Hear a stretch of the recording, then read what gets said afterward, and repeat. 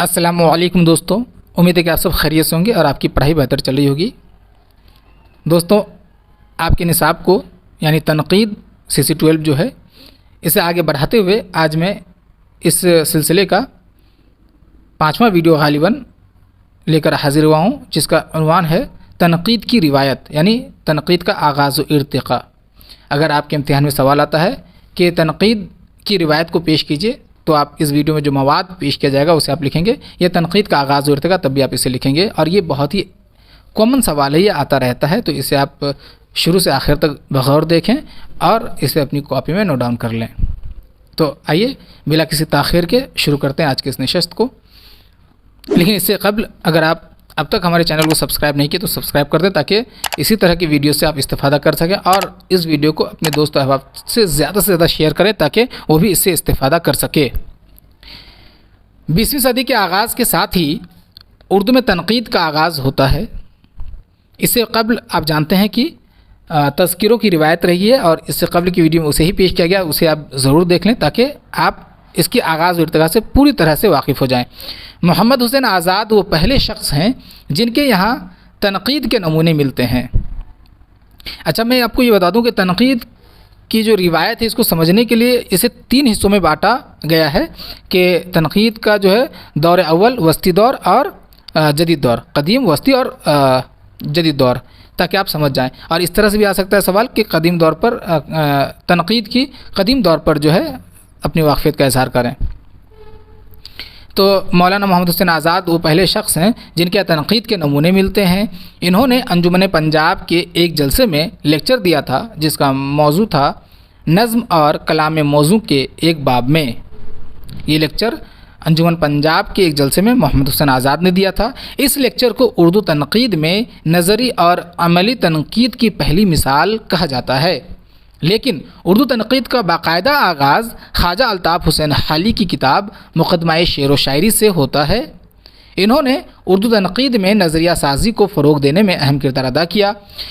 محمد حسین آزاد جو ہے وہ تذکرہ نویس ہیں، آب حیات انہوں نے لکھا، اور وہ جو ایک لیکچر دیے تھے انجمن پنجاب کے ایک جلسے میں، وہ بھی بہت زیادہ اہم ہے۔ اردو تنقید مطلب اسے باضابطہ تو نہیں کہیں گے، لیکن ہاں مطلب وہ پہلی شکل سمجھ سکتے ہیں آپ کہ جس میں تنقید جو ہے اچھی طرح سے نمودار ہوتی ہے۔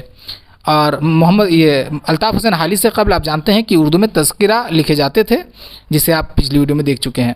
تو الطاف حسین حالی جو ہے وہ پہلی بار 1893 میں جو کتاب لکھے مقدمہ شعر و شاعری، تو اسی سے تنقید کی بنیاد پڑتی ہے جو باضابطہ ہے، جو آپ اسے قبل کی ویڈیوز میں دیکھیں تنقید کی تعریف وغیرہ وغیرہ، تو تمام جو نظریات جو اصول ہیں وہ اس کتاب سے شروع ہوتے ہیں۔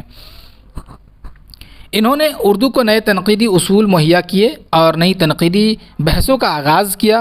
انہوں نے بالخصوص شاعری اور اصناف شاعری کے حوالے سے جو اصول و نظریات قائم کیے وہ خصوصیت کے ساتھ قابل ذکر ہیں۔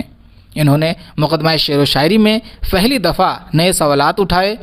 ان سوالوں پر ابھی تک بحث و مباحثہ جاری ہے، جیسے نیچرل شاعری، غزل کی اہمیت، شاعری میں نئے مضامین و وزن و قافیہ کا مسئلہ، تقلید کا مسئلہ وغیرہ۔ ایسے سوالات تھے جنہوں نے تنقید کی نئی راہیں متعین کیں۔ جب مقدمہ شعر و شاعری آپ پڑھیں گے، اور میری تجویز ہے، میری رائے ہے، آپ ایک بار اس کتاب کو ضرور پڑھیں۔ آپ جب اس کتاب کو پڑھیں گے تو آپ کی معلومات میں تو اضافہ ہوگا ہی، لیکن آپ یہ بھی سمجھیں گے کہ کس طرح سے مولانا محمد حسین حالی نے اس کتاب میں تنقید کی ہے۔ حالی کے علاوہ مولانا شبلی نعمانی کو بھی اولین دور تنقید کے ناقدین میں بنیاد گزار کی اہمیت حاصل ہے۔ ان کی تنقیدی خیالات کا اصل ماخذ ان کی کتاب شعر العجم ہے، جو 5 جلدوں پر مشتمل فارسی ادب کی تاریخ ہے۔ انہوں نے اس کی 4تھی اور 5ویں جلد میں شعر کی ماہیت، لفظ و معنی کی نوعیت اور محاکات شاعری پر سیر حاصل بخش بحثیں کی ہیں۔ ان کے نزدیک شاعری کا منبع ادراک نہیں، احساس ہے۔ تو یہ جو تنقید ہے کس طرح سے کیا ہونا چاہیے، یہ سب آپ جو ہے ان کتابوں میں دیکھتے ہیں۔ مقدمہ شعر و شاعری ہے، شعر العجم ہے۔ اردو تنقید کا وسطی دور آپ دیکھیں گے ہم لوگ، تو اردو تنقید کا وسطی دور جو ہے قدیم دور میں 2 ہی جو ہے نقاد آپ کو دکھیں گے، وہ ہے الطاف حسین حالی اور شبلی نعمانی۔ اس کے بعد وسطی دور میں آئیے دیکھیے، اردو تنقید کا وسطی دور 20ویں صدی کی تیسری، چوتھی اور پانچویں دہائی پر مشتمل ہے۔ اس دور میں مغربی تنقیدی فکر کے گہرے اثرات دیکھے جا سکتے ہیں۔ یہی وہ دور ہے جس میں اردو میں ترقی پسند تحریک، رومانوی تحریک وغیرہ کا آغاز ہوتا ہے۔ اس دور کے اہم ناقدین میں مسعود حسن رضوی ادیب، کلیم الدین احمد، احتشام حسین، فراق گورکھپوری، آل احمد سرور، محمد حسن عسکری، مجنو گورکھپوری، امداد امام اثر وغیرہ خصوصیت کے ساتھ قابل ذکر ہیں۔ یہاں اس دور کے تمام ناقدوں کے نام تو نہیں ہیں، لیکن جو خاص ہیں وہ چند یہاں پہ موجود ہیں۔ تو متذکرہ بالا ناقدین نے اردو تنقید میں بیش بہا خدمات انجام دیے، اردو تنقید کے دامن کو معیاری و معمور بنایا۔ مسعود حسن رضوی ادیب کی کتاب ہماری شاعری مقدمہ شعر و شاعری کے بعد عملی تنقید کی دوسری سب سے بہترین کتاب تسلیم کی گئی ہے۔ یہ اکثر سوال بھی آتا ہے کہ عملی تنقید کی دوسری سب سے اہم کتاب کون سی ہے، تو وہ ہماری شاعری ہے۔ اس کتاب میں انہوں نے شعر کی اہمیت و ماہیت اور لفظی و معنوی خوبیوں سے بحث کی ہے۔ اسی طرح اردو تنقید کی دنیا میں متنازع یا منحرف نقاد کے طور پر مشہور ہوئے کلیم الدین احمد جب تنقید کی دنیا میں قدم رکھے تو ایسا لگا کہ تنقید کی دنیا میں یا ادب میں جو ہے زلزلہ آ گیا ہے، کیونکہ انہوں نے میرے خیال سے کسی کو نہیں بخشا، سب پر جو ہے یہ اعتراض کیے، تیر چلائے، کسی کو نہیں بخشے۔ یہاں تک کہ اگر آپ کو یہ جملہ یاد ہوگا کہ غزل ایک نیم وحشی صنف سخن ہے، تو یہ بھی جملہ انہی کا ہے، اور یہ جملہ ان کو بہت زیادہ مشہور کر دیا۔ اور ایک اور جملہ یہ ان کا جو ہے بہت مشہور ہے کہ ادب میں تنقید کا وجود جو ہے وہ محض فرضی ہے۔ اسی طرح سے انہوں نے یہ بھی کہا تھا کہ انہوں نے تذکروں کی اہمیت کو صاف نکار دیا، غالب ہو یا کوئی بھی شاعر ہو ان کو یہ لتارتے رہے، یہاں تک کہ اپنی جو قدیم ادبی سرمایہ ہے ان سب کو وہ انکار کیے تھے۔ انہوں نے اردو شاعری کو مغربی اصول نقد کے مطابق پرکھنے کی کوشش کی اور اردو کے بیشتر تنقیدی و تخلیقی سرمایہ کی نفی کی۔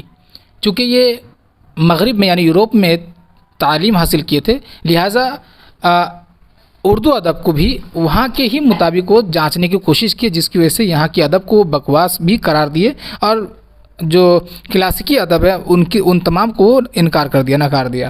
دیگر نقادوں نے بھی اردو تنقید کو اپنی نظریات سے وسعت بخشا۔ اب اردو تنقید کا جدید دور دیکھیے۔